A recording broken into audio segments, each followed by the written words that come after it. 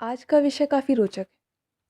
आप सभी के मन में भी कभी न कभी ये विचार अवश्य आया होगा कि राम जी इतने महान थे, तो उन्होंने सीता जी की अग्नि परीक्षा क्यों ली? और उसके बाद भी किसी के कुछ कह देने पर पुनः उनका त्याग क्यों किया?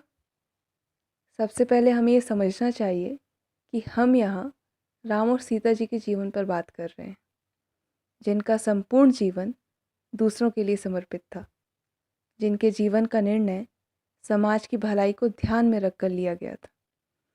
और यदि बात राम और सीता जी की हो, तो ये जान लेना भी आवश्यक है कि हमारी दृष्टि में तो वो दो हैं, पर वास्तविकता में वे एक प्राण हैं। दोनों एक दूसरे से पृथक नहीं हैं। अक्सर हम राम जी की महानता का इतना गुणगान कर देते हैं कि सीता जी के गुण कहीं छुप जाते हैं। सीता जी जिन गुणों की धनी हैं, उनका वर्णन करना भी मुश्किल है। स्वभाव में मधुरता, निर्मलता, सहजता, सरलता, विवेक, ईमानदारी, साहस, समर्पण और ना जाने कितने गुण जो स्वतः ही उन्हें महान बनाते हैं।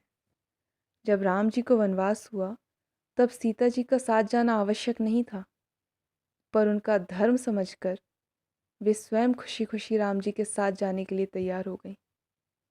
प्रश्न अग्नि परीक्षा का हो या पुनः त्याग करने का, हमें ये ध्यान रखना चाहिए कि यहाँ हम किसी सामान्य व्यक्ति के बारे में बात नहीं कर रहे हैं। राम और सीता जो हर सीमा से परे होकर एक दूसरे से जुड़े हों, वहाँ संदेह के लिए लेस मात्र की जगह नहीं होती। पर जिन्होंने सारा जीवन दूसरों के लिए जिया हो, उनके द्वारा लिया गया कोई भी निर्णय केवल उन तक सीमित कैसे हो सकता है? सोचिए। राम जी को कभी सीता जी पर संदेह नहीं था। वे सीता जी को हर तरह से जानते थे, पर जो समाज उन्हें आदर्श के रूप में देखता है, उनके संदेह को दूर करना बहुत ज़रूरी था। अग्नि परीक्षा के पीछे का मूल कारण भी यही था। राम और सीता कोई आम नागरिक नहीं थे, राजा और रानी थे। उनके द्वारा किया गया हर काम समाज के लिए आदर्श बन जाता है।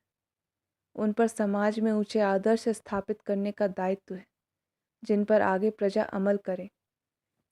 सीता जी एक रानी है, जिनके सम्मान की रक्षा का दायित्व भी राम का है। आगे चलकर कोई सीता जी के चरित्र पर सवाल ना उठा सके, इसलिए अग्नि परीक्षा अनिवार्य हो गई थी। एक रानी होने के नाते समाज में एक आदर्श व मर्यादा की मिसाल पेश करना सीता जी का दायित्व था, क्योंकि अगर ऐसा ना होता तो सामाजिक व्यवस्था में उथल पुथल होने में देर नहीं लगती।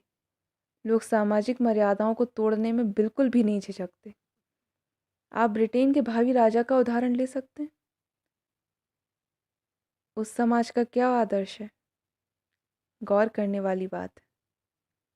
एक तरफ राम और सीता हैं, जिन्होंने एक आदर्श समाज की स्थापना के लिए अपने सुख की परवाह नहीं की और ना ही कभी एक दूसरे से छल किया।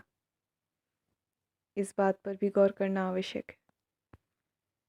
जिन सीता जी से अगाध प्रेम था, इतने यत्नों के बाद उन्हें पुनः पाया, उन्हें फिर से वन में ठोकर खाने के लिए छोड़ना पड़ा। क्या राम जी को कष्ट नहीं हुआ होगा? सारा यश वैभव होने के बाद भी सीता जी को वन का संघर्ष सहना पड़ रहा है। शायद राम जी को सीता जी से ज़्यादा दुख हुआ होगा, क्योंकि वो उनके संघर्ष में दैहिक रूप से उनके साथ नहीं थे। याद रखिएगा, वो एक ही प्राण है, पृथक नहीं। पर तब भी दोनों ने अपने निजी सुख से ऊपर उठकर समाज की भलाई का मार्ग चुना। ऐसा निस्वार्थ चरित्र और महान व्यक्तित्व को समझना आसान नहीं है। आगे आप स्वयं विचार करें और हृदय से समझने का प्रयास करें। धन्यवाद।